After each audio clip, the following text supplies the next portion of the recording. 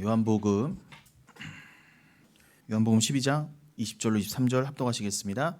명절에 예배하러 올라온 사람 중에 헬라인 몇이 있는데 그들이 갈릴리 벳세다 사람 빌립에게 가서 청하여 이르되 선생이여 우리가 예수를 배우고자 하나이다 하니 빌립이 안드레에게 가서 말하고 안드레와 빌립이 예수께 가서 여쭈니 예수께서 대답하여 이르시되 인자가 영광을 얻을 때가 왔도다. 아멘. 네, 우리가 지난 시간 마지막에 어떤 말씀을 나눴었죠? 지난주 본문이기도 했는데 고린도전서 4장 14절로 15절을 봤었죠. 열어주시기 바랍니다. 고린도전서 4장 14절로 15절입니다. 내가 너희를 부끄럽게 하려고 이것을 쓰는 것이 아니라 오직 너희를 내 사랑하는 자녀같이 권하려 하는 것이라. 그리스도 예수 안에서 1만 스승이 있으되 아비는 많지 아니하니 그리스도 예수 안에서 내가 복음으로써 너희를 낳았습니다. 스승이라 하는 자는 세상에 많지만 특히 말세가 될수록 내가 스승이다, 스스로 스승이다 하는 자들이 또 거기에 맞다고 이렇게 맞장구를 쳐주는 자들이 많아질 것이다라고 하는 이제 종말 때의 그 예수 그리스도의 예언의 맥락에 따라서 사도 바울도 이렇게 예언을 했었습니다. 그런데 스승이라 하는 자는 많지만 그러나 진정한 스승이라고 할 수 있는 아비, 그 아비는 많지 않다. 원어에 보면 거의 없다는 의미라고 말씀드렸죠. 제가 지난주에 제가 쓴 표현으로는 뭐라고까지 얘기했느냐? 저는 스승이라 하는 자는 많으나 아비는 한 명뿐이다라고까지 얘기를 했어요. 이거에 대해서 혹시라도 오해를 하실 수 있기 때문에 말씀드리지만 제가 드린 말씀의 문맥은 분명히 이 고린도전서 4장 14절로 15절의 말씀에 따라서 그렇게 표현을 한 것인데 제가 한 명뿐이다 한 거나 많지 않다는 거나 본질은 같아요. 저는 어떤 의미로 그렇게까지 표현을 한 거냐면은 굳이 한 명이라고 한 이유에 대해서 말씀드린 것입니다. 우리의 참 아버지, 요 내용도 이미 지난주에 말씀드리긴 했지만 제가 강조하는 것입니다. 제가 굳이 한 명이라고 한 것은 우리의 참 아버지, 즉 진리의 아버지는 하나님 한 분이시라라는 뜻과 함께 또 이어서 어떤 의미를 말씀드리기 위함이었던 거예요. 자, 먼저는 뭐라고요? 그도 그럴 게 우리에게 육신의 아버지 말고요. 우리들의 참 아버지는 누구밖에 없으시다고요? 당연히 하나님밖에 안 계세요. 그러니까 세상에 육신의 아비는 많지만 저도 아버지가 있고 여러분들도 아버지가 있으니까 이 땅에 태어나셨잖아요. 씨를 받아. 그런데 성경에서는 그 씨가 곧 말씀이다라고 분명히 설명을 해놓으셨죠. 갈라디아서 3장이 대표적인 거잖아요. 인간의 그 씨, 육신적인 씨, 그 아브라함의 씨로 표현된 그 이삭으로 설명된 거는 진리다, 생명이다, 말씀이다 그랬잖아요. 그러니까 여러분 씨의 진짜 의미는 그냥 우리가 이 땅에서 생육하고 번성하고 그냥 애 많이 낳고 잘 먹고 잘 살 그거를 위한 씨를 말한 게 아니라 너희들이 결혼을 해서 아이를 낳는 것을 통해서 진짜 씨를 알아라. 그러니까 여러분 겉으로 내가 꼭 결혼을 하고 애를 낳고 안 낳고는 중요한 게 분명히 아니라고 말씀드렸습니다. 애를 많이 낳고도 하나님 진짜 아버지이신 그 진짜 하나님으로부터 진짜 씨를 받지 않으면 그는 지옥이에요. 결혼하고도 지옥이라니까요. 근데 평생 독신으로 살고도 애 한 명도 안 낳고도 내가 주님께 진짜 씨를 받으면 그는 생명을 잉태하게 돼서 천국이라 이 말입니다. 자, 그러니 뭐예요? 이 세상에 뭐 육신의 씨, 이삭 그리고 뭐 하다못해 이런 풀이나 꽃 같은 열매를 맺기 위한 그런 식물의 열매를 맺기 위한 씨, 그 모든 씨가 가리키는 바가 뭐라고요? 그 모든 것들은 진리를 가리켜요. 그건 진짜 씨인 하나님이 우리에게 주셔야만 하는 믿음을 상징하는 거라고 분명히 말씀드렸습니다. 그러니까 여러분 이 땅에 갇혀서 눈에 보이는 씨를 가지고 하나님이 주시는 눈에 보이지 않는 씨를 진리를 못 알아먹으면 저주라는 거예요. 여기서 농사를 짓고 뭐 많은 소출을 올리고 돈을 많이 벌어도 그는 지옥 간다입니다. 반드시 알고 계셔야 돼요. 그러니 여러분 우리가 육신으로도 내 아버지의 씨를 받아 내가 태어난 것처럼 나라고 하는 열매가 맺어지기 위해서는 아버지의 씨가 필요했잖아요. 그러니까 아들이 되기 위해선 아들은 자녀의 상징입니다. 아들이건 딸이건 생물학적으로 그거는 성경상 아들이라 그래요. 그러니까 하나님을 아버지라고 표현하고 우리를 아들이라고 표현해 보는 건 하나님과 우리의 의의 관계를 설명해 보시려고 굳이 아버지 아들이라는 표현을 쓴 것이지 그것은 이 땅의 개념을 뛰어넘는 의미라는 거예요. 자, 다시요. 그럼 이 땅의 육신적인 아들은 분명히 아버지의 씨가 있어야 돼요. 그러니까 아버지는 아들을 내놓는 자란 말입니다. 그것을 통해서 뭘 배워야 돼요? 우리가 하나님의 아들이 되기 위해선 예수 그리스도와 똑같은 아들이 되기 위해선 정확히 표현을 하면 로마서 8장의 표현으로 우리도 하나님의 아들로 입적이 되려면 양자가 되려면 어떻게 해요? 우리도 그에게 씨를 받아야 돼요. 예수 그리스도가 하나님이라고 하는 씨 말씀을 성령을 갖고 계셨던 것처럼 우리도 갖고 있어야 된단 말입니다. 자, 내 육신의 아버지만이 나에게 나라고 하는 존재를 만들기 위한 씨를 줄 수 있는 것처럼 나라고 하는 이 존재의 구원을 위해서는 나를 새 창조를 만들기 위해서는 반드시 아버지의 씨가 필요해요. 진짜 아버지의. 그게 진리의 아버지 하나님, 그 하나님 아버지의 말씀이라는 겁니다. 말씀. 근데 그 말씀은 곧 예수라고도 하잖아요. 그러니까 우리는 예수를 받는다는 거예요. 그러니까 우리가 받는 씨는 뭐다? 곧 예수라 그 말이에요. 이건 뭐 제가 수없이 수시로 뭐 양육 같은 데서는 뭐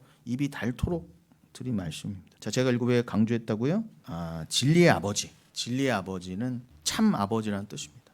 그러니까 우리의 참 아버지는 한 분밖에 안 계시잖아요. 우리를 구원케 할 수 있는 그 예수라는 씨를 주실 수 있는 이는 우리를 아들로 만들 수 있는 이는 하나님밖에 안 계시니까 그만이 아버지시다라고 한 거예요. 성경에서. 그거를 배우라고 우리에게 육신의 아버지도 줘 보신 거예요.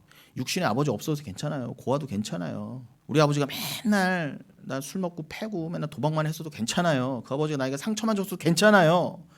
상처 이런 거 진짜 아버지 앞에서 녹아지게 돼 있어요. 언제까지 상처를 붙잡고 계실 것입니까? 복음이 나에게 있는데. 오히려 그 상처가 깊을수록 죄가 깊을수록 너에게는 참 아버지가 있잖아 하고 위로를 받으라고 그 상황을 허락하셨다면 때로는 아프고 힘들고 상처일지언정 그것을 통해 참 복음을 더 소망하고 더 위로를 얻을 수 있잖아요. 그래, 나에게는 참 아버지가 있잖아. 나에게 상처 줬던 그 아버지는 가짜야. 그래, 나는 상처받은 아버지라도 있지. 고아는요? 아버지도 몰라요. 그는 구원 못 받습니까? 아니에요, 여러분. 하나님이 이 사람은 고아로도 저 사람은 상처받은 아빠로부터 상처받은 사람으로 두시는 이유는 하나님의 믿음의 권능이 그보다 훨씬 크기 때문에 그래요. 아니, 어노인팅도 찬양해서 그러대요. 주의 피는, 주의 은혜는 나의 눈물보다 진하다. 맨날 입으로만 찬양 부르면 뭐합니까? 여러분 안에 복음이 있다면서요. 근데 왜 위로를 못 받으세요? 왜 평강을 못 얻으시고 자꾸 어디에 기웃기웃 하시는 겁니까? 자꾸 뭐 상처 치유받는다, 위로받는다고. 말씀을 몰라서 그래요. 톤을 낮춰야지. 또 올라가려고 그래. 점잖게 할 것입니다.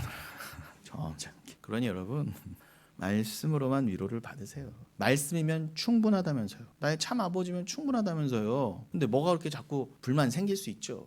그러나 그 모든 잡다한 인간의 모든 것들이 아무리 그득그득 쌓이고 내 상처가 더 커, 뭐 내 상처는 아무도 치유하지 못해, 뭐 다 상처 경쟁을 하더라도 그 앞에서는 다 먼지보다도 못한 것입니다. 주의 은혜 앞에서는. 여러분 고백하셨잖아요. 주의 은혜는 바다보다 깊고 우주보다 넓고 뭐 두루마리를 땅을 두루마리 펴서 바다로 먹물 삼아도 안 된다면서요. 그 은혜를 다 기록하기에는 다 받아놓고 그러면은 상처가 아직 있다는 건 뭐예요? 그래도 내 상처는 바다보다 깊어. 그래도 내 상처는 주의 은혜로도 안 돼. 이 뜻이잖아요. 그건 불신앙이라 하는 거예요. 그거는요. 그걸 불신앙이라는 거. 그 불신앙을 해결하지 못하시면 그 죄로 지옥 가는 거예요. 정신 차리세요들. 그러니 우리 교회 안에서는 뭐 상처 운운할 수 없어요.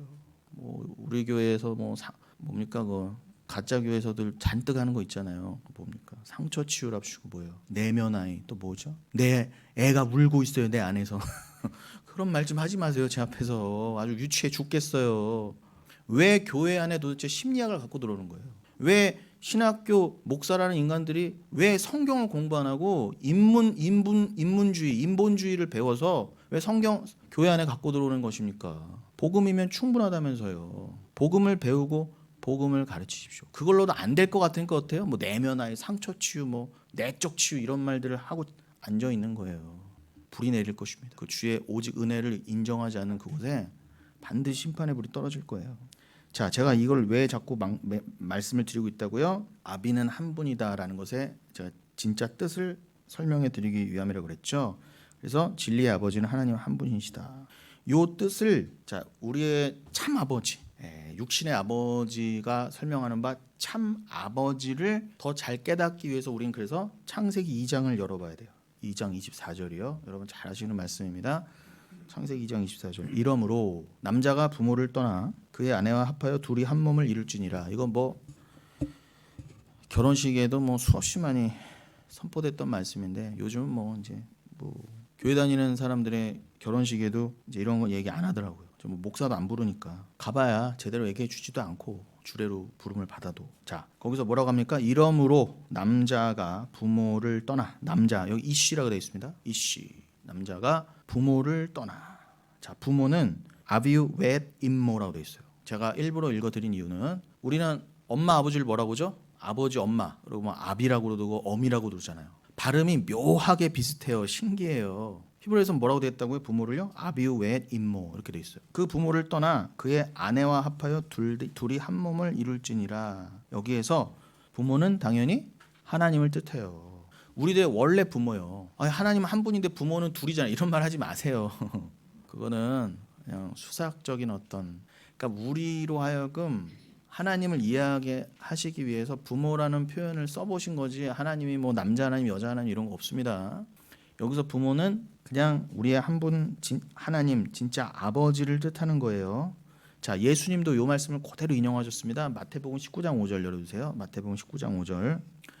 그러므로 예수가 말씀하시기를 그러므로 사람이 그 부모를 떠나서 아내에게 합하여 그 둘이 한 몸이 될지니라 하신 것을 읽지 못하였느냐 이렇게 되어 있습니다. 여기서는 사람은 여기서는 창세기에서 2장에서는 남자라고 그랬는데 예수님은 마태복음 19장에서 그냥 사람이라고 하셨어요. 그러니까 창세기의 남자는 단순히 생물학적인 남자를 말하는 게 아니에요. 그건 그냥 사람을 말하는 거예요. 사람이 부모를 떠나. 여기서 사람은 안드로포스라고 되어 있어요. 그리고 그 부모를 떠나서의 부모는 파테르와 메테르라고 되어 있어요. 파테르 메테르. 거기서 파더 마더가 나온 거예요. 그 파테르와 메테르를 떠나 아내에게 합하여 그 둘이 한 몸이 될지니라 하신 것을 너 못 읽어봤어? 예수님 그러신 거예요. 분명히 창세기 2장에 기록돼 있잖아. 너 그거 못 읽어봤어? 유대인들이 모를 리가 없죠. 모를 리가 없는데 왜 이렇게 예수님 말씀하셨어요? 정신 차려 똑바로 읽으라는 거잖아요. 그런 말씀도 못 읽어봤냐? 자, 여기서는 마태복음 19장에서는 사람이라고 하셨는데 그 말은 또 뭘 의미해요? 사람은 뭐죠? 사람이라 함은 한 몸이 되었을 때 그것을 비로소 사람이라고 한다는 거예요. 이걸 가지고 여러분 자고로 뭐죠? 그 잘못된 이제 이 세상의 관념과 가치관을 가지고 뭐라고 해요? 봐라. 예수님도 꼭 결혼해야 된다고 하지 않았냐? 자고로 사람은 태어나서 결혼을 해야지 그래야 인간 되는 거지. 그런 말 하지 마세요. 성경에서는 한 번도 이 세상의 가치관을 말한 적이 없어요. 이걸 들어서 제발 교회는 누구를 올감이 씌우지 마세요. 너 이는쯤 나이 됐으니까 결혼해야지 이런 말도 하지 마세요. 그거 다 틀린 말이에요. 그거 올감이 씌우는 거라고 분명히 고린도전서 7장에서 말씀하셨습니다. 올무를 놓는 것이라고. 그 말은 형제를 자매를. 그러니 말씀을 바로 알아야 돼요. 한 몸이 되어야 비로소 사람이라고 하신 거는 어떤 비밀을 지금 말씀해 주신 거예요. 미스테리오. 너 비밀을 아니? 그 창세기 2장에 담아두신 하나님이 그 사람이라 하면 하나님이 사람으로 칭하시는 거는 남녀가 하나가 되었을 때 그거를 비로소 사람이라고 여겨주셔라고 하신 그 하나님의 말씀을 너는 아느냐라고 물어보시는 거예요. 예수님께서. 그 비밀을 아니? 그러니까 성령을 받아 그 비밀을 모르면 뭐만 한다? 평생 올무만 놓는다고요. 너 왜 결혼 안 해? 결혼하랬잖아. 문자적으로만 읽고. 애 많이 낳으라며 목사부터도 올라가서 주례하는 데서 몇 명씩 낳으라고 그따위 말을 하고 앉았으니. 그렇다고 제가 여러분 무조건 애 낳지 마세요. 뭐 결혼하지 마세요. 이런 거 아니잖아요. 자유하세요. 그러나 기독교인이라면 결혼을 하되 애를 낳되 반드시 깨닫고 결혼을 하든 또 애를 낳아 기르는 중에도 반드시 깨달아야 될 말씀이 있으니 저는 그것들을 지금 드리는 맥락이 있는 것입니다. 자, 다시요. 너희는 하나님께서 하나가 되어야지 비로소 사람이다라고 하는 것의 말씀의 뜻을 아니. 그건 비밀이야. 이건 내가 알려주기로 작정한 자에게만 열리는 비밀이야 하셨어요. 그러니 영을 받지 못한 자들은 비밀을 모르니까 문자적으로만 읽어서 뭐래요? 결혼해라, 애 낳아라 이런 말밖에 못하는 거예요. 자, 여러분 그 비밀의 단초가 뭐라고요? 남자와 여자가 하나됨입니다. 여기에 무슨 비밀이 있구나. 남녀가 하나가 돼야 사람 비로소 하나님이 존재로 여겨주시구나 하는 비밀이 뭘까? 이건 단순히 문자적인 의미가 아니구나. 그러니 우리는 에베소서를 봐야 돼요. 그래서 성경을 전체를 다 봐야 되는 거예요. 거기서 뭐라고 그래요? 에베소서 5장 31절 32절 비밀을 말해주잖아요. 그러므로 사람이 부모를 떠나 그의 아내와 합하여 그들이 한 육체가 될지니 이 비밀이 크도다. 미스테리온이 너무 크도다. 나는 그리스도와 교회에 대하여 말하노라. 이게 큰 비밀이었던 거예요. 그러니까 결혼식장에선 이게 선포돼야 돼요. 애 많이 낳아라가 아니라. 아니 생물학적으로 노산이 돼서 애를 못 낳거나 불임인 사람들도 있을 거 아닙니까? 무조건 낳아야 돼요? 왜 그래요 도대체? 그럼 막 상처 줘. 애도 못 낳아. 너 죄 졌지. 너 기도 안 했지. 너 뭐 잘못했어 도대체? 뭘 잘못했길래 애를 못 낳고 앉았어 지금? 그러지 마세요. 교회에서 할 말이 아닙니다. 그리스도와 교회에 대하여 말한다. 여기까지 아셔야 여러분들은 창세기를 아시는 거예요. 성경은 한 번도 이 땅에서 니들이 좋아하는 사람끼리 그냥 한번 결혼해보고 야 그래도 안 해보는 것보다 해보는 게 낫지 않니? 이런 말이나 하면서 특히 교회 다니는 사람들이 이 애도 안 낳는 이 시대에 모범이 돼서 애만이 낳아라는 식의 말씀을 하신 적이 없어요. 주님은 절대로. 있으면 갖고 와보세요. 자유하세요 여러분. 다만 성도라면 이 비밀은 꼭 알고 있어야 돼요. 어떤 비밀이요? 생물학적인 남자는 그리스도를 상징하는 거였구나. 우리 생물학적인 여자는 교회를 상징하는 거였구나. 그 둘의 연합과 결혼을 통해 그리스도와 교회의 하나됨을 깨달으라고 우리를 결혼시켜 보신구나. 우리는 결혼해봐야 여러분 그 달달함이 얼마나 가요. 완벽한 부부는 이 땅에 있을 수가 없어요.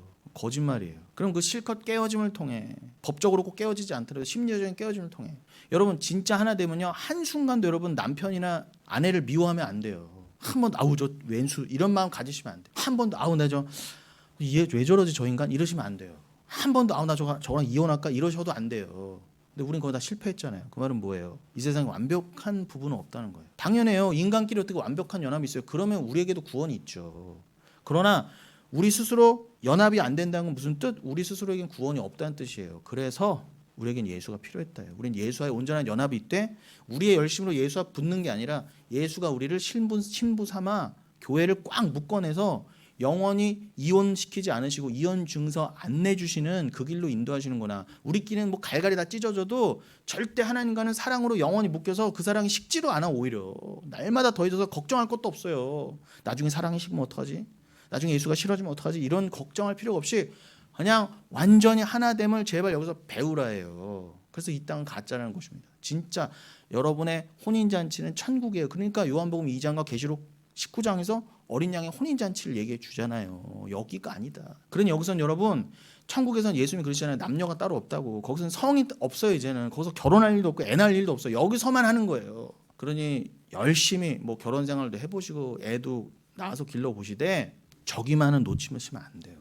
결혼 안 하셔도 상관없어요. 애 안 낳아도 상관없다니까요. 근데 저기는 알아야 돼. 진짜 하나님과의 결혼을 알아야 된단 말입니다. 그거 모르면 끝장이에요. 이 비밀을 아는 자들이 교회라는 것입니다.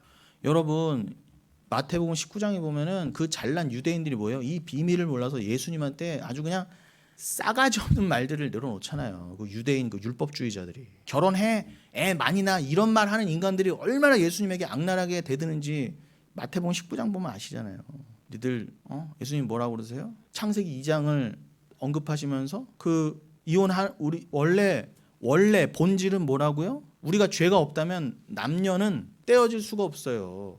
그런 것처럼 하나님이 우리와 떼어질 수 없는 것처럼 원래 하나님이 짝지어 주신 그 남녀는 헤어질 수 없어. 찢어질 수 없어. 그 말의 본래 뜻은 뭐였다고요?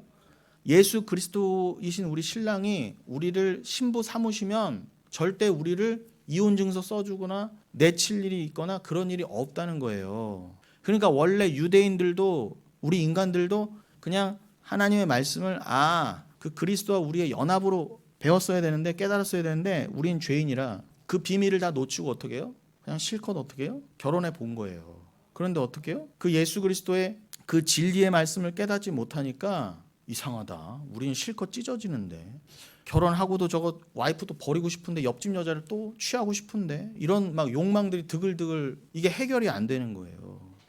아니 예수님 당신이 지금 뭐 하나님의 말씀을 들어 둘이 한 몸을 이룰지로다 이 얘기를 하시는데 그럼 모세는 왜 이혼 증서 써줬어요? 이따위 말을 하는 거예요.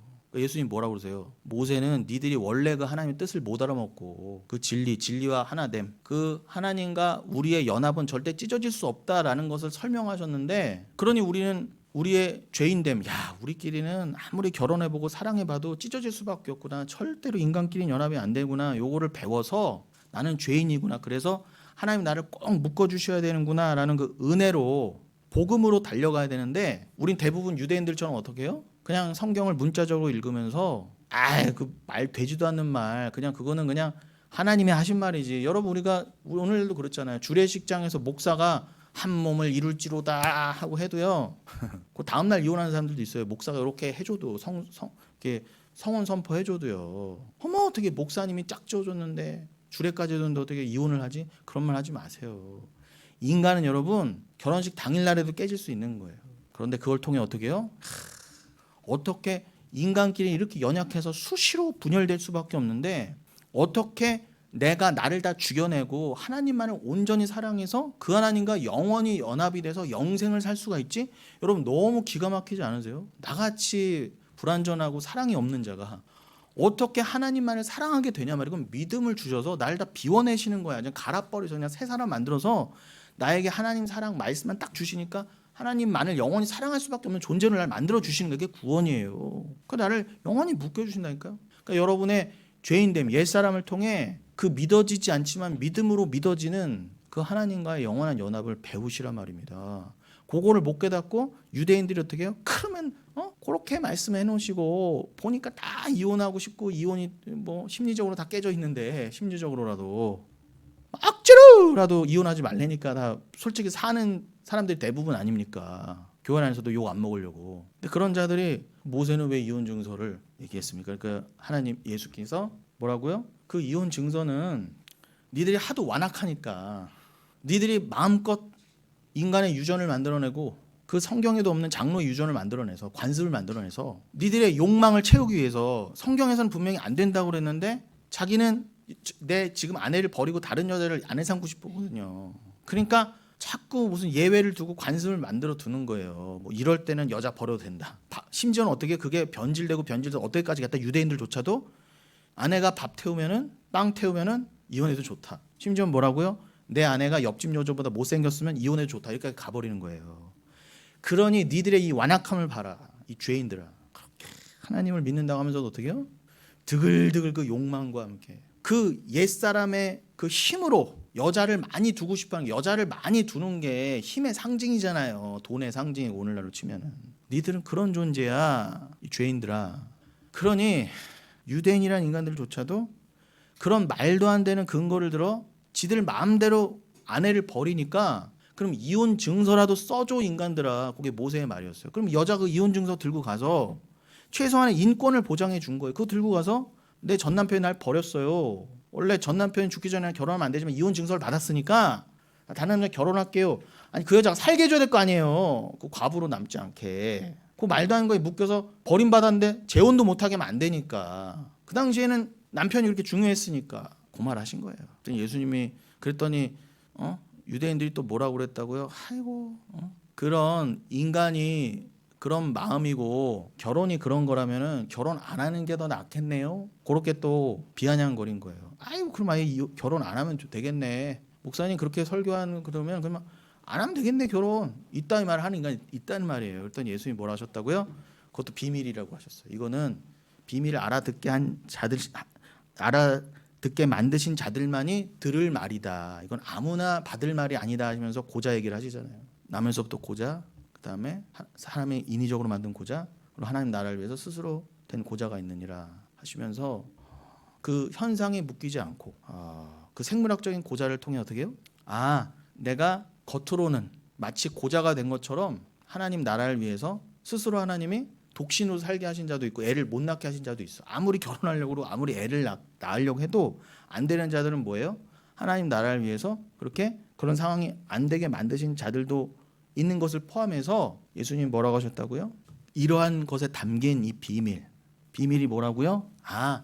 그리스도와 우리의 하나됨, 이것이 본질이야. 이것을 설명하기 위해서 여러 상황을 두신다는 거예요. 여러분 독처하는 것, 결혼하지 않은 사람, 또 애를 못 낳은 사람, 이런 말 그대로 뭐 생물학적인 고자를 포함해서 인위적으로 나는 하나님 앞에 경건하게 살기 위해서 고자가 되겠습니다 하는 자를 포함해서 그런 존재들이 다 있어야 뭐예요? 진리가 설명이 되잖아요. 하나님과의 결혼함이 뭐고 하나님께 씨를 받는 게 뭐고 열매를 맺는 게 뭔가를 알기 위해서는 이 세상이 어떻게 해요? 그림자로서 이런 여러 모양들이 있어야 된단 말입니다. 그건 다 뭐예요? 하나님 나라를 설명하기 위한 도구들이니까 이 땅에서 반드시 있어야 돼요. 그러나 하나님 나라에서는 그 신명기에서 고자는 천국에 못 들어간 거 한 것처럼 하나님의 총회는 뭐라고요? 다 잉태를 한 자들만이 들어갈 수 있어요. 어떤 잉태요? 여기 성경에서 말하는 진짜 잉태가 뭐라고요? 말씀의 씨를 받아 말씀을 낳는 거, 진리를 전한 자, 복음을 깨달아 복음을 전하게 된 자, 그 자들이 진짜 고자에서 해방된 참 씨를 가진 자들이에요. 내 생물학적인 아이는 낳지 않았어도 말씀을 낳았기 때문에 그들만은 천국에 꼭 들어간다. 그들만 천국에 들어가는 기준이 된다. 육신적인 애를 낳고 못 낳음이 아니라 말씀을 낳았느냐로 천국과 지옥이 갈라진다를 설명하기 위해서는 이 땅에서는 아직 생물학적인 고자나 생물학적인 독초하는 자나 독신자나 결혼한 자, 애 낳은 자에게 다 필요했다 이 말입니다. 그러니 뭐예요? 유대인들은 예수님이 말씀을 해주셔도 적이라고 하는 비밀, 그 진짜 주와 하나됨의 비밀, 그리고 그 예수 그리스도와 진짜 하나됨이 바로 진짜 결혼이고 진짜 구원이구나를 몰랐기 때문에 그들은 예수님께 이렇게 문자적으로 성경을 읽은 걸 가지고 감히 그 말씀의 주인이신 예수님께 대들었던 것입니다. 자, 그러니 제가 지금 마태복음 19장을 말씀드렸지만 요 19장을 잘 이해하시기 위해서 고린도전서 7장 25절로부터 40절을 여러분들이 늘 잊지 마시고 기억하시기 바랍니다. 자, 고린도전서 7장 25절로 40절 볼까요? 좀 긴데 시간상 중요한 부분만 좀 얘기하고 넘어가겠습니다. 25절 처녀에 대하여는 내가 주께 받은 계명이 없으되 주의 자비하심을 받아 충성스러운 자가 된 내가 의견을 말하노니 결혼하지 않고 살 처녀에 대하여는 그 당시에 고린도 교회에 뭐 결혼을 해야 돼요 말아야 돼요 뭐 이혼해야 돼요 말아야 돼요 이걸 포함해서 별 얘기들이 다 있는 거예요. 근데 내가 뭐라고요? 충성된 자로서 내가 말씀을 받은 자로서 정확한 의견을 교회에 전달하겠다. 내가 주께 받은 계명이 없으되 이거는 오해하지 마세요.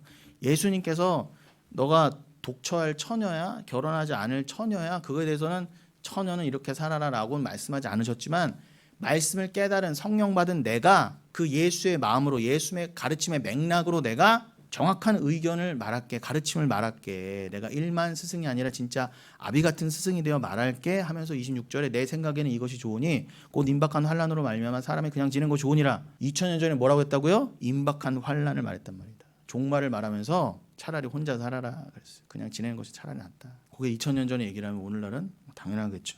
27절 네가 아내에게 매였느냐 노이기를 구하지 말며 아내에게서 노였느냐 아내를 구하지 말라. 네가 결혼했어? 그럼 굳이 이혼하려고 하지 마. 근데 네가 이혼했어? 그럼 또 뭐 그렇게 굳이 재혼하려고 하지 마. 그게 중요한 게 아니라는 거예요. 28절 그러나 장가가 나도 죄 짓는 것이 아니요 처녀가 시집가도 죄 짓는 것이 아니로되 이런 이들은 육신의 고난이 있으리니 나는 너희를 아끼노라 하면서 하는 말이 뭐예요? 야, 꼭 장가 간다고 그게 죄도 아니고 그렇다고 뭐 결혼 안 하는 것도 죄도 아니고 그런 거는 성경에서 말하는 진짜 죄와 죄의 의미와 상관이 없다는 거예요. 제가 아까 말씀드린 대로 여기에서는 장가 안 간 사람, 장가 간 사람, 또 고자, 또 애 낳은 사람 이 사람 다 있어야 천국이 설명될 거 아니에요. 지옥이 설명될 거 아닙니까? 그러니까 한시적으로 둔 거예요. 누구는 이런 모습으로, 누구는 저런 모습으로. 그러니 그걸 가지고 겉모습을 가지고 서로 평가하고 판단하지 말라 그러면 교회가 할 일이 아니라는 거예요. 그게 중요한 게 아니라 비밀을 알아야 돼 이 뜻이에요. 이제 이해되시죠? 미스테리온을 알아야지 그 모든 걸 통해서. 나는 너희를 아껴서 하는 말인데 니들이 내가 아까 분명히 말한 것처럼 이 환란이 임박할 때에 이 종말이 가까울 때에 차라리 결혼 안 하는 게 나은데 결혼할 것 같으면 육신의 고난이 있을 거야. 각오해 이 말입니다. 여기 애 낳으신 분들 결혼하신 분들 알잖아요. 결혼하는 순간부터 고난이에요. 근데 그 진짜 고난의 의미가 뭐예요? 단순히 삶의 문제, 뭐 고통, 뭐 먹고 살 문제 이런 정도의 고난 그걸 말하는 게 아니라 결혼하고 애 낳다 보면요 인간은 어쩔 수 없이 어떻게 해요? 거기에 함몰돼요. 인간은 절대 결혼하고 애 낳으면서 온전한 신앙생활과 온전한 말씀 생활을 하기가 굉장히 어려워요. 이해되시고 공감이 되시죠? 여기 찔리는 분들도 많을 거 아닙니까? 29절 형제들아 내가 이 말을 하노니 그때가 단축하여 준 거로 이후부터 안에 있는 자들은 없는 자 같이 하며 우는 자들은 울지 않는 자 같이 하며 기쁜 자들은 기쁘지 않은 자 같이 하며 매매하는 자들은 없는 자 같이 하며. 자, 이게 참 중요합니다. 지금 종말을 상정하고 있잖아요. 지금 2000년 더 지났어요. 예수님과 사도 바울 이후로. 그럼 이 진짜 종말의 때는 우리는 진짜 이게 종말의 자세라는 거예요, 여러분.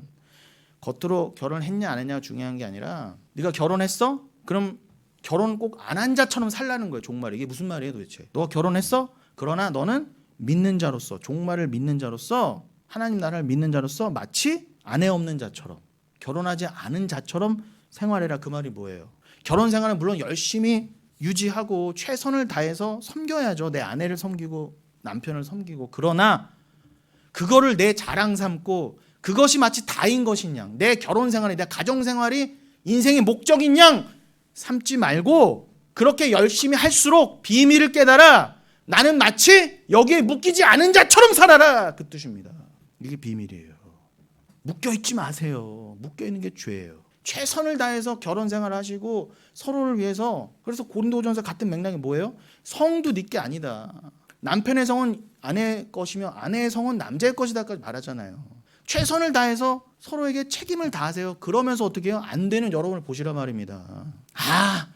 정말 나에게 끝까지 사랑을 베푸실 일은, 그리고 끝까지 내가 충성할 일은 예수밖에 없구나를 깨달으시라고 결혼 생활을 열심히 유지해 보면서도 안 되는 여러분 보시라 말이에요. 수시로 깨어지고 수시로 욕망이 드러나고 수시로 바람 피고 싶고 이런 게 드러나시라 말이에요. 잘했다가 아니라. 그런 모습을 보면서 말씀을 기억하시라는 거예요. 그러면서 어떻게 해요?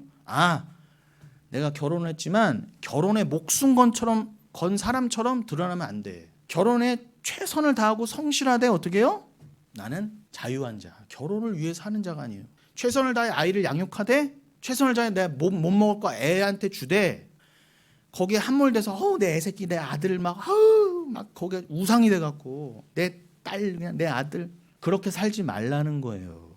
우는 자들은 울지 않는 자 같이. 아까 드린 말씀이잖아요. 내가 이 땅에서 뭐 겉으로는 만약에 뭐 고자의 모습일 수도 있고, 내가 이혼당한 모습일 수도 있고, 내가 결혼도 못한 상황일 수 있어요. 그러나 겉으로는 슬프고 울음으로 나올 수도 있지만 본질은 뭐예요? 울지 않는 자 같이 살라는 거예요. 니들이 이 땅에서 뭐 돈 좀 벌고 기뻐? 재밌어? 그러나 너희는 그것을 허무함으로 여길 줄 아는 자가 되라는 거예요. 니들이 장사 열심히 하고 뭘 샀어? 뭘 팔아서 돈을 벌었어?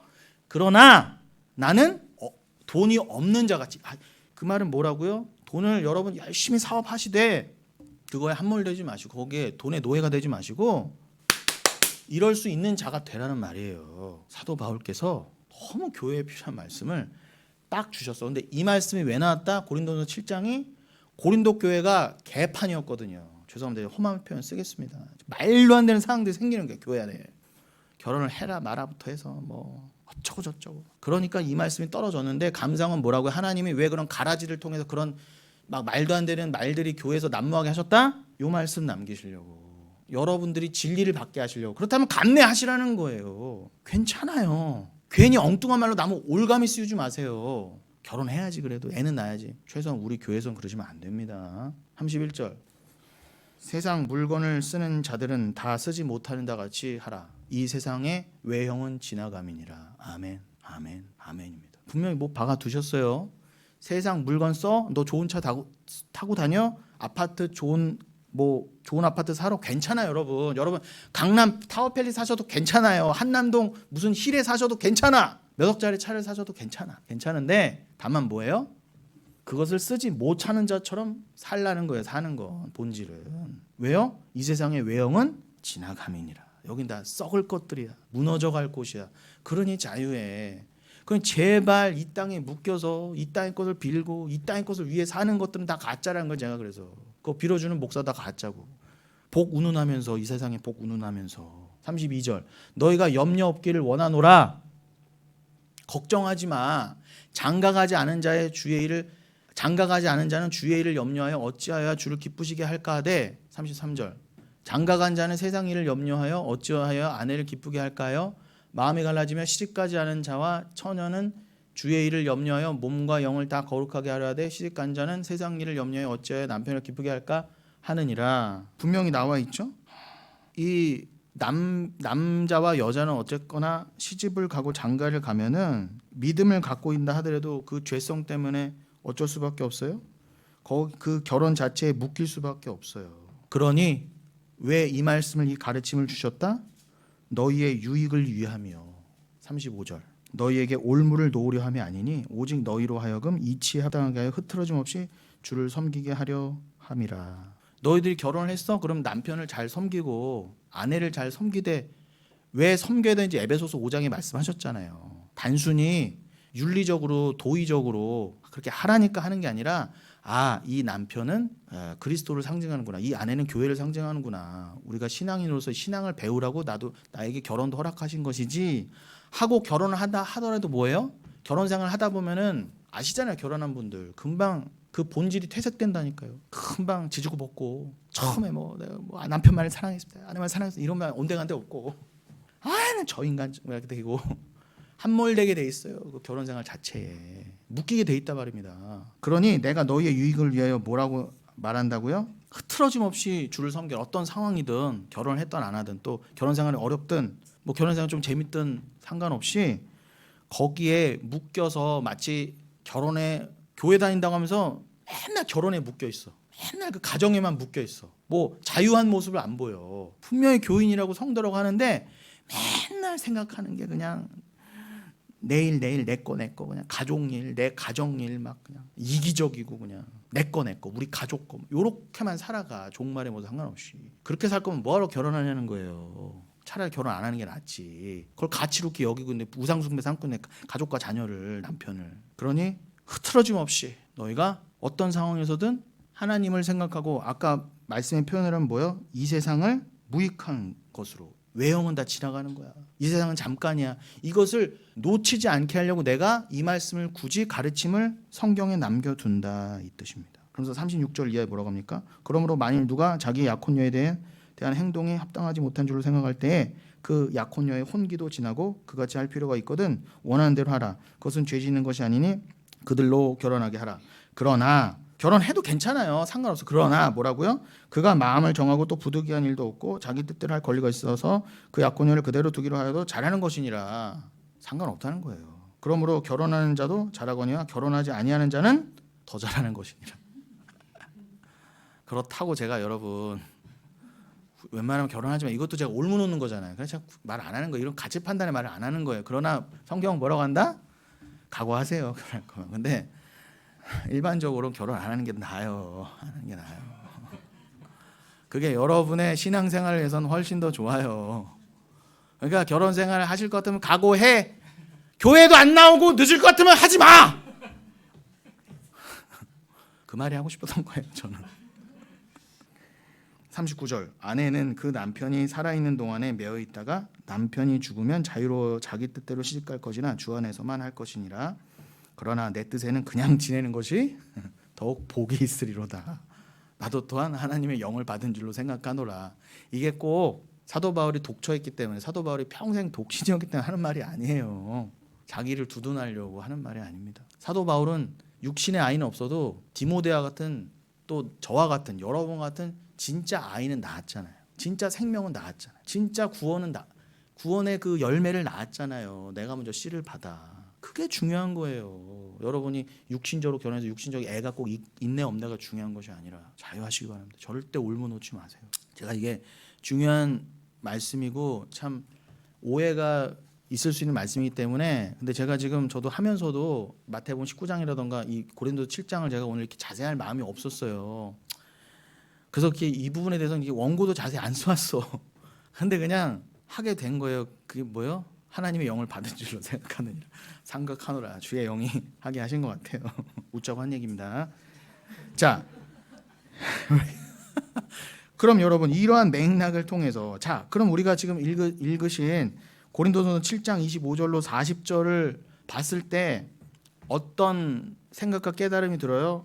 그래, 이 세상의 가치관과 내 편견을 가지고 교회 안에서 남을 속박하거나 가스라이팅 같은 거 하면 안 되겠구나. 특히 선생이라는 자들, 목사 같은 자들, 전도사라는 자들 조심하세요. 함부로 가스라이팅하고 그렇게 내가 주의 종으로서 검면한다 이따위 말하면서 올무 놓지 마세요. 그래도 결혼해야지. 내가 축복해 줄게. 안수해 줄게. 이런 말도 하지 마세요. 왜 그래요? 내가 꼭 주례해 주고 내가 꼭 안수해 줘야 뭐 결혼이 잘 될 것 같고 부자 될 것 같고 그렇게 착각하게 만들려는 가스라이팅이에요. 돈 벌어 먹으려고 하는. 험한 말 안 하려고 했는데 제가 직설적으로 드린 말씀입니다. 속박하려고 하지 마세요. 왜 속박해요? 왜 목사 전도사들이 왜 속박하려고 그래요? 그 사람 계속 내 휘하에 두고 싶으니까 자꾸 이렇게 해서. 사도 바울도 결혼에 대해 정확히 언급한 이유가 교회의 유익을 위한 것이지 올가미 씌우려고 내 파 만들려고 내 사람 만들려고 한 게 아니라고 분명히 말씀하지 않습니까? 여러분 제발 자유하세요. 그래서 디모데전서 2장 15절도 보셔야 돼요. 디모데전서 2장 15절 열어주세요. 그러나 이 말씀도 참 오해가 많습니다. 제가 이 디모데전서 2장 15절을 굳이 여기다가 넣어놓은 이유가 있어요. 고린도전서 7장까지 하고 난 다음에 이 말씀을 읽어야 돼요. 그러나 여자들이 만일 정숙함으로써 믿음과 사랑과 거룩함에 거하면 그의 해산함으로 구원을 얻으리라. 요거를 미스테리온 비밀과 그런 성경의 맥락을 무시한 채 그냥 읽으면 어떻게 돼요? 그러니까 성경 함부로 읽지 말라는 거예요. 이렇게 읽으면 뭐가 돼요? 이거 그냥 읽으면 애 낳아야 되는구나. 거짓 스승들이 뭐라고 한다고? 야, 써 있잖아. 해산함으로 구원 얻는다고. 애 낳아 이렇게 되는 거예요. 애 낳아. 빨리 결혼해. 이거 몇 살인데 좀 이러고 있어. 빨리 결혼해서 빨리 애 낳아야지. 요 따위 말을 한다는 거예요. 왜요? 써 있으니까. 그러나 여러분 이 모든 걸 이제 창세기부터의 모든 말씀을 종합하면 이게 무슨 말씀인지 알죠. 이게 디모데전서 2장의 마지막 말씀이거든요. 그러나 여자들이 만일 정숙함으로써 믿음과 사랑과 거룩함에 거하면 그의 해산함으로 구원을 얻으리라. 여기서 여자들이라는 문맥상 그 디모데전서 2장을 쫙 읽어보시면 아시겠지만 문맥상 하와예요. 그 하와가 사탄의 속아 죄에 빠졌다 이 뜻입니다. 그 여자를 말하는 거예요. 그러니까 일반적인 생물학적인 여자를 말하는 게 아니라 사단의 뱀의 꼬임에 빠진 하와를 말하는 거예요. 그러니까 여러분 이 여자는 뭘 상징해요? 죄인을 상징하는 거예요. 죄인. 우리 교회를 말하는 거예요. 타락했던 우리 구원받기 전에 교회 타락한 성도들을 말한 거예요. 그런데 그렇게 타락했던 너희가 만일 정숙함으로써 믿음과 사랑과 거룩함에 거하면 이게 뭐겠어요? 주 안에 거하면 주께 씨를 받으면 말씀과 하나가 되면 진리를 가지면 진리 안에서 자유하면 진정한 믿음과 사랑과 거룩함을 받으면 어떻게 해요? 해산함으로 구원을 얻어요. 그럼 여기서 해산함이 뭐겠어요? 당연히 그렇죠. 진리를 낳는 거. 육신의 여인이 생물학적 여인이 애를 낳는 것처럼 너희가 그리스도께 그 믿음, 사랑, 거룩함의 씨를 받으면 해산하게 될 거야. 진리를 낳게 될 거야. 전도하게 될 거야. 진리를 전하게 될 거야. 당연히 시키지 않아도 너의 삶으로 네가 고자가 됐든 아니든 결혼을 했든 안 하든 상관없이 너의 그 삶의 모습으로 해산하게 될 거야. 그게 진짜 중요한 거야. 너가 결혼 안 해도 좋지만 이 해산은 반드시 해야 돼. 그래야 넌 구원이거든 이 뜻이에요. 이해되시죠? 우리 권사님들까지 다 이해하셨어요. 정말 감사합니다. 이 말씀이 잘 우리 교회에 전달되기를 늘 바라는 바입니다. 이런 맥락 가운데 어떻게 해요?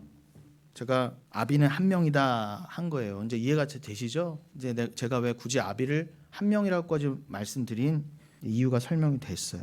그러면서 지난주 제가 아비는 굳이 한 명이라 말씀드린 것, 그죠? 우리의 참아버지 진리의 아버지는 하나님 한 분이라는 뜻, 그걸 지금 설명드린 것이고 더불어서 요한일서 5장 1절과 5절 열어주십시오. 요한일서 5장 1절 예수께서 그리스도이심을 믿는 자마다 하나님께로도 난 자니 또한 낳으신 이를 사랑하는 자마다 그에게서 난 자를 사랑하느니라. 정말 이 성경은요 한치의 오차가 없이 어떻게 이렇게 다 한 말씀만 하고 서로가 서로를 이렇게 보완해 주는지 모르겠어요.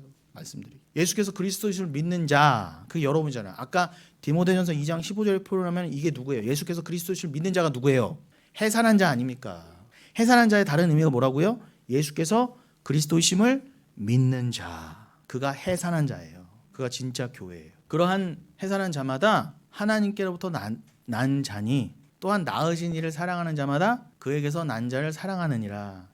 여러분, 내가 해산한 자면 그리스도께 하나님께 그리스도란 씨를 받아 믿음을 해산한 자면 영생을 해산한 자면 어떻게 해요? 그는 예수와 똑같이 그는 하나님의 아들이라는 거예요.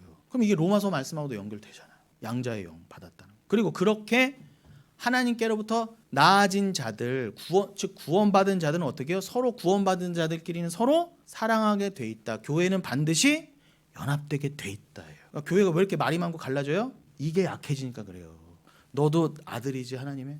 나도 아들이지. 요게 확실하면 교회는 절대 연합이 깨질 일이 없어요. 5절 예수께서 하나님의 아들이심을 믿는 자가 아니면 세상을 이기는 자가 누구냐. 여러분 아까 고린도서 7장에서 뭐라고 그랬어요? 종말의 때 어떻게 살라고요? 내가 결혼을 했으면 결혼 안 한 자같이, 장사하는 자면 장사 안 하는 자같이 살라고 하면서 뭐라고 그랬어요? 왜 그렇게 살라고요? 이 세상은 무익한 것, 허탄한 것임을 알게 하시기 위해서. 그럼 그걸 아는 자가 곧 뭐예요? 세상을 이기는 자예요. 세상을 똥으로 보니까, 세상을 분토처럼 여기니까, 야, 이 세상 이건 가짜야, 진짜는 적이야. 그가 누구? 그가 아들이에요. 그는 반드시 여기를 신기루를 보게 돼 있어요. 절대 여기에 가치 두지 않아요. 결혼해서 열심히 애를 기르면서도 절대 거기에 가치를 두지 않아요. 저는 늘 그 자유함을 말씀드리는 거예요. 이러한 문맥들을 다 종합해서 여러분 이거를 말해주는 자가 아비예요. 여러분 세상에는 아까 고린도전서 4장 14절 15절 돌아가면 세상에는요, 야 여기에 가치를 둬, 목사라고 하면서 야 결혼해, 전도사라고 하면서 야 애 많이 낳아, 이런 인간들이 천지빽갈이에요. 일만 스승이에요. 그러나 아비는 거의 없다. 여러분이 꼭 목사 전도사 제대로 된 신학교 나와서 목사 전도사 되는 얘기가 아니라 여러분들이 정말 씨를 받아 진리를 낳으면 여러분이 아비예요. 저도 지금 아비 역할을 하고 있잖아요. 여러분들보다 평균 연령은 낮지만 아비의 역할을 하고 있잖아요. 그래서 저는 아비라는 거예요. 아비가 되어야만 해요. 그래야 천국이거든요. 근데 아비는 뭐라고요? 많지 않다. 원어로는 거의 없다. 그도 그럴 게 참 하나님은 딱 한 분이시니까부터 제가 오늘 또 시작한 거예요. 그래서 다시 여기로 또 돌아간 겁니다. 그래서 방주도 몇몇밖에 안 탔다? 8명이다. 그 당시에 수천만 수억 중에 8명 구원받았어요. 그리고 노가복음 18장 8절에 뭐라고 그랬다고요? 열어주세요. 노가복음 18장 8절 내가 너에게 이르노니 속히 그 원한을 풀어주시리라. 그러나 인자가 올 때에 세상에서 믿음을 보겠느냐 하시니라. 좁은 문이라는 거예요. 여러분 진리를 서로 나누어 갖는 교회, 서로 아비가 되는 관계, 서로 아까 요한일서의 표현을 하면은 당신도 아들이군요, 나도 아들이에요, 서로 연합할 수 있는 그 관계는요 거의 없다고 여겨질 정도로, 하나도 없네, 아무리 찾아봐도 없네라고 할 정도로 극히 좁은 문에 극히 소수라는 거예요. 그래서 제가 단호하게 아주 담대하게 아비는 한 명이다라고까지 말한 거예요. 그도 그럴 게 자꾸 반복합니다. 아버지는 한 분이지만 그 아버지 한 분, 아버지를 믿는 자는 어차피 그와 하나 됐으니까 아비는 한 명이 맞아요.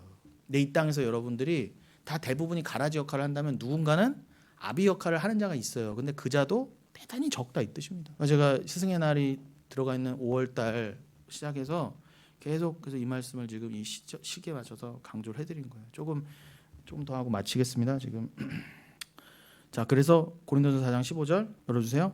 1만 스승이 있으되 아비는 많지 아니한다. 미리우스 파이다고구스, 1만 스승이 미리우스 파이다고구스라고 돼 있다 말씀했죠.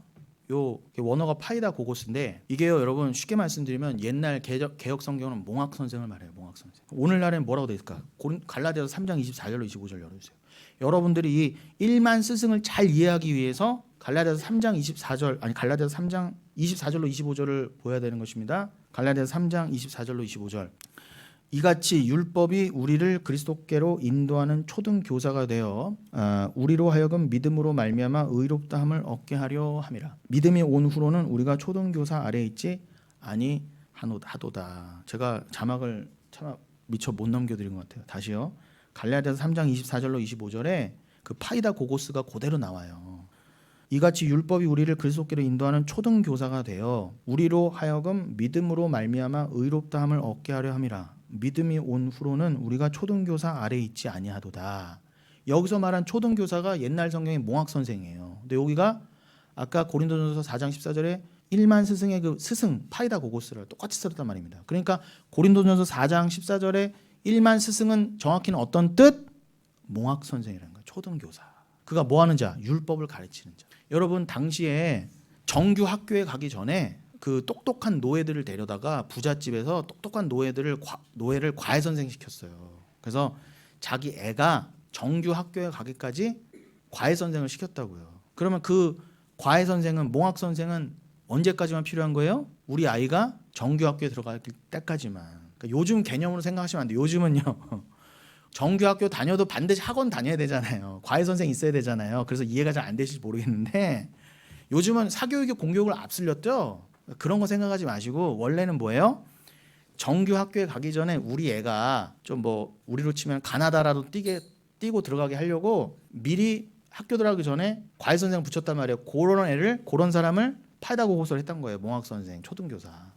그냥 그런 개념들이 있어야 이 성경을 잘 이해하기 위해서 하나님이 그런 개념들도 두신 거예요. 노예들, 뭐 초등교사, 몽학 선생도. 근데 그걸 가지고 우리가 성경을 바르게 이해하면 뭐예요? 그 껍데기를 가지고 진리를 잘 깨달으면은 그렇구나. 율법이 바로 파이다 고고서구나. 우리에게 율법을 주신 이유는 그리스도께로 그 오직 은혜 구원으로 우리를 잘 인도하게 해주시기 위해서 하나님이 파이다 고고스로서 율법을 딱 주셨는데 우리는 다 선악과 따먹고 뭐에 실패했어요? 그 받은 율법을 어떻게 해요? 다 생명으로 여기지 않고 생명나무로 은혜로 받지 않고 이 생명나무를 다 뭐 취급했다? 선악과 취급했다는 거예요. 이게 너희들 생명이야. 이걸로만 구원 얻을 수 있어라고 율법을 딱 줬더니 어떻게 해요? 이걸 가지고 어떻게 해요? 다 자로 재고 판단하고 있는 거예요. 선악을 나누고 있다는 거예요. 말씀을 선악으로 결혼해야 돼, 안 해야 돼, 애 낳아야 돼, 안 해. 그런 이 땅의 것들로만 딱 묶여서 결혼해야 선한 것, 안 해야 나쁜 것, 애 낳아야 선한 것, 안 낳아야 이런 걸 자기들이 다 판단 기준에서 어떻게 교회 안에서 율법 행위주의자가 되는 거예요. 결혼해, 하지 마, 뭐 이혼하지 마, 뭐 이런 식으로요. 그게 다 죄인의 모습이에요. 그게 우리 모습 아니었어요, 여러분? 실컷 찔리셔야 되는데 우리 모습 아니었어요? 여러분 거기서 자유함을 얻은 거예요. 그게 선악과를 이제 생명나무로 받게 된 자들이란 말입니다. 근데 에덴에서는 하나님의 은혜가 아니면 누구나 다 생명나무를 선악과로밖에 볼 수 없었어요. 그래서 다 선악과로 다 따먹은 거예요. 함부로 자기가 율법의 주체가 돼서. 아니야, 율법은 니들이 그렇게 소유하라고 준 게 아니라 니들이 율법을 지킬 수 없구나. 율법은 하나님이구나 깨달아 알아서 야 이게 초등교사네. 그 율법을 통해 그 율법의 완성이신 은혜 예수 그리스도로 인도함을 받아라 라고 율법을 줬더니 니들은 결혼생활조차 그렇게 다 오해하고 앉았잖아. 이렇게 되는 거예요. 그러나 믿음이 온 후로는 25절 믿음이 온 후로는 우리가 더 이상 그러한 것들 아래 있지 않게 된다. 자유하게 된다는 것이고 너무 감사하지 않으세요? 제가 겉으로는 소리 지르고 혼내는 것 같고 경책하는 것 같지만 결국 제 설교를 잘 들으시면 결국 뭐예요? 우리는 진짜 자유함으로 나아가자는 거예요. 진짜 자유와 은혜의 지평으로 나아가자는 거예요. 제 설교는 늘. 그게 진짜 자유함 아니에요? 좋은 거 아니에요, 여러분? 그러면서 오늘 본문인 요한복음 12장 24절을 보고 끝내겠습니다. 요한복음 12장. 시간상 우리가 20절부터 쭉 봤는데 그 24절 우리가 오늘 본문으로 읽은 게 20절부터 23절이거든요. 자, 그 부분을 다시 읽고 24절로 마무리를 하겠습니다. 명절에 예배하러 올라온 사람 중에 헬라인 몇이 있는데 이게 명절이 당연히 이제 6월절이겠죠. 그들이 갈릴리 베세다 사람 빌립에 가서 청하여 이르되 선생여 우리가 예수를 배웠고자 하나이다. 이게 지금 예수님 십자가가 달리시기 전 바로 직전 그 6월절 때가 가까이 왔을 때의 얘기예요. 그러니까 예수님이 헬라인 몇이라는 거는 이방인을 상징하죠. 그걸 통해서 어떻게 해요? 그래 구약에서 이사야 2장이나 미가서 4장 등을 통해서 예언하신 그 율법의 내가 십자가의 율법의 완성으로 딱 섰을 때 일어날 일들을 구약에 예언을 해놓고 그렇게 하나님께서 선포를 하셨는데 이 헬라인 몇이 진짜 십자가 직전에 예수께로 나오는 걸 보고 예수님이 봐라 이제 진정 그 구약의 예언이 성취가 되고 있고 곧 성취가 된다 그 뜻이다라고 지금 제자들에게 여러분에게 알려주시는 거예요. 근데 이 뜻도 성령을 못 받은 자는 이 비밀을 모른단 말입니다. 왜 헬라인이 몇이 예수님께 나와왔고 그러니까 예수님 내 때가 가까이 왔도다. 이제는 내가 죽어 하늘의 미랄이 되어 죽어서 하나님의 영광을 이루어드리는 때가 왔도다. 이 말의 뜻을 몰랐단 말이에요. 성령을 못 받은 자는. 그러나 성령을 받고 율법과 구약을 다 받고 깨달은 자는 그렇구나. 이게 십자가의 때를 말한 거였구나. 예수님이 대번에 알게 되는 겁니다. 예수님이 그 구약과 그 율법의 완성으로 예언의 성취로 오신 게 맞구나. 그게 바로 십자가구나. 이걸 알게 된다니까요. 그들이 갈릴리 벳세다 사람 빌립에게 가서 청하여 이르되 선생이여. 여기 선생이 나오죠. 우리가 예수를 배웠고자 하나이다. 그럼 참 선생, 참 스승, 즉 아비는 어떻게 해야 돼요? 예수를 연결시켜 줘야 돼요. 예수를 소개해 줘야 돼요. 예수만 줘야 돼요. 그게 참 스승이 할 일이에요. 그러니까 여러분들도 제가 늘 강조하지만 저에게 부탁할 건 이것만 하세요. 저에게 엉뚱한 거 구하지 마시고 제가 뭐 드릴 수 있는 것도 없지만 제가 진짜 돈이 많거나 뭐가 많으면 제가 잘생기기라도 하면은 여러분 그냥 잘생기면 그냥 보는 것만으로도 여러분 행복하시다면서요. 잘생긴 사람 보면. 제가 그럴 수는 없잖아요. 제가 할 수만 있다면 그러면 참 좋겠는데, 그런데 여러분 제가 여러분에게 뭐 좀 커피 좀 못 사드리고 제가 좀 못생겨서 여러분에게 눈에 즐거움이 못 되어드려도 괜찮아요. 그런 거 구하지 마세요. 그런 거 있으면 여러분이 그런 거까지도 주면 참 좋겠지만, 그런 건 못 주더라도 뭐는 꼭 받아가셔야 된다? 예수를 배웠고자 하나이다. 예수는 받아가셔야 된다는 거예요. 빌립이 안드레에게 가서 말하고 빌립이 예수께 가서 여쭈니 23절 예수께서 대답하여 이르시되 인자가 영광을 얻을 때가 왔도다. 이해되시죠? 지난주에도 때 얘기 나왔습니다. 여기도 때 영광을 얻을 때가 뭐예요? 십자가, 자기 부인. 내가 진실로 이르노니 한 알의 밀이 땅에 떨어져 죽지 아니하면 한 알 그대로 있고 죽으면 많은 열매를 맺는. 이 열매가 바로 그 씨예요. 같은 말이니까 씨나 열매나 자손이나 그로 인해 그 진짜 씨, 진짜 하나님의 아들 예수로 말미암아 여러분도 아들이 된다, 그 뜻이에요. 여러분이 그 구원의 은혜를 입게 된다. 여러분, 오늘 여기까지만 하겠습니다. 더 하고 싶지만 더 하면은 너무 길어져요. 이게 지금 요거 관련해서 또 필요한 말씀들을 나누다 보면 너무 길어지기 때문에 오늘은 이 정도에서 좀 마무리를 할까 합니다. 예능아 좋지? 오랜만에 왔는데 예능이 딱 생각해서 그냥 딱 짧게 해주고 얼마나 좋아. 지난주보다 그냥 13분이나 빨리. 여러분, 오늘 설교는 좀 짧았지만 여러분들이 오늘 전해드린 이 내용, 일만 스승이 아니라 아비를 만나야 되고 내가 누군가의 아비가 돼야 되는구나 잊지 마시고, 그 원래 우리 아버지가 되셔서 먼저 자기 부인의 길로 십자가의 길로 진정한 아버지만 사랑하는 진정한 사랑을 내놓으신 그 예수께 꼭 합일되셔서 여러분을 완전히 비워내시고 그 사랑으로 충만케 되시는 여러분 되시기를 예수님의 이름으로 축원드리겠습니다.